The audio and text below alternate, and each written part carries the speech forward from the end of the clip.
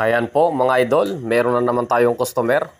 Repair muna tayo mga idol ng side wheel. At ayan po mga idol, ipakita natin kung paano siya binibend at ginagawa natin yung pang side wheel na schedule 40 na 1/2 ang ginamit natin dyan mga idol.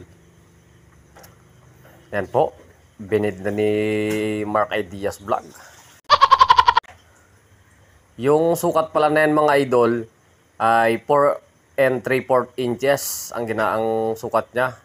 At yung haba naman na yan mga idol ng side wheel natin, 26.5 inches din ang ginamit natin. Ayan po mga idol. Hintay lang kayo mga idol, mayayari din yan. Ayan po. At ayan po mga idol. Okay na.